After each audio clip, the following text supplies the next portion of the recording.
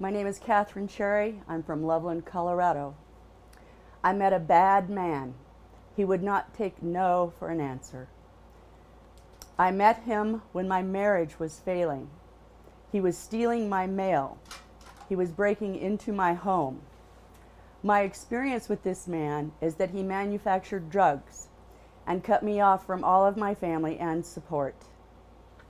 He refused to leave me alone, and he outwitted the police time and time again.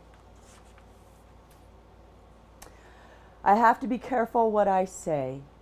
I have 2 daughters, 13 and 15 years old. On a Monday, April 26th, the public school extorted a confession from my 6-year-old. She had come home from her court-ordered visit with an injury 2 days earlier. My daughter was scheduled to see the doctor after school that same Monday. It was discovered she had a hairline fracture at the elbow. It was not considered abuse for me to take 2 days to discover the break, nor was the break itself considered abuse. 2 days later, both my daughters were taken under an emergency order from school. I was never notified properly. Instead, I was notified by a telephone from the school of the court proceedings that following morning. And as I listened in horror and asked for the information to be repeated, the social worker hung up on me. At 8 a.m. the following morning, I diligently searched for the hearing with no success. I was instructed to go to the clerk's office since it was not on any docket. The clerk's office could not find any such hearing. I went to the social service agency and begged for the information. None was given. I returned to the courthouse and insisted the clerks search again. The clerks found an emergency hearing and said that is why it was not on the docket. I hurried to the courtroom to find everyone exiting the courtroom, shaking their heads at my tardiness, mocking my lack of care for my children. Over the next 9 months, assigned counsel Mary McWilliams did nothing on my behalf. She would not argue that I was not served properly. She did not contact the doctors that Denver Children's Hospital had referred me to, who had seen my daughters for 2 years and testified for 4 hours to the abuse in the prior custody trial. She did not argue I was denied DNA testing. She did not bring forth evidences that the man social services gave my daughters to had perjured himself, stating my daughters were not his in California courts, later stating they were in Colorado courts. She did not bring forth that I was denied DNA testing for 6 consecutive requests for 6 consecutive months.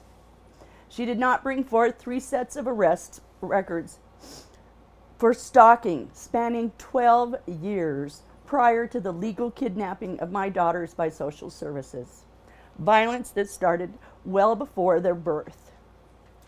Judge J.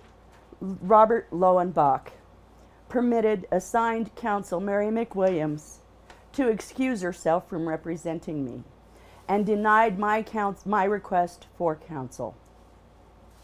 A 2-day dependency and neglect trial ensued where I had no legal representation. Evidences from criminals was entered, while I was given no prior examination of the evidences, nor time to prepare against them. Due process was never a consideration for my defense. McWilliams' excuse was that I was non-responsive, an utter lie since she ignored 9 months of my requests, an utter disgrace since some of my absences were because I was in back surgery, a domestic violence injury sustained from the special co-respondent in the case against me. Guardian ad litem Howard Bartlett, as well as attorneys for the social workers, also never examined any of my evidences. The 2-day trial was a portrayal of hearsay evidences, which is more than sufficient for family court.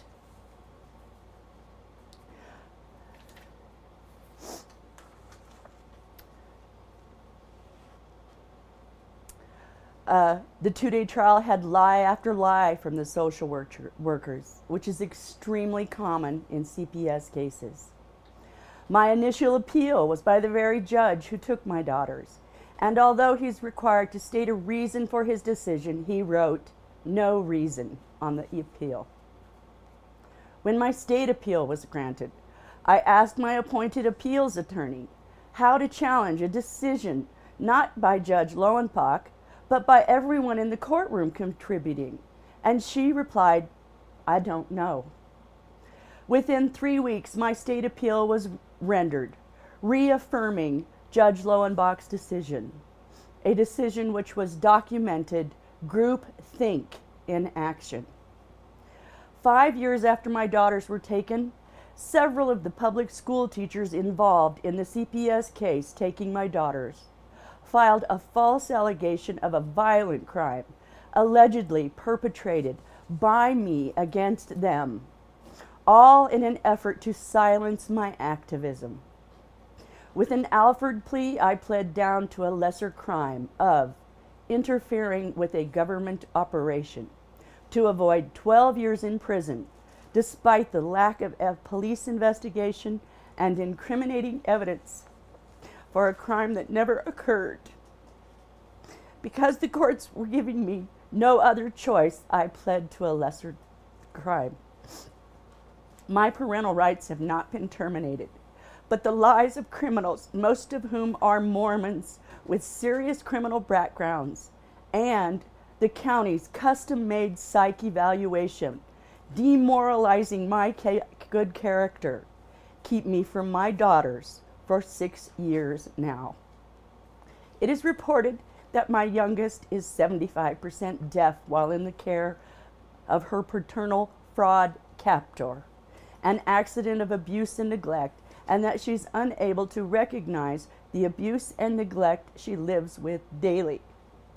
Parent alienation and her extorted confession will forever have its handprint upon her heart.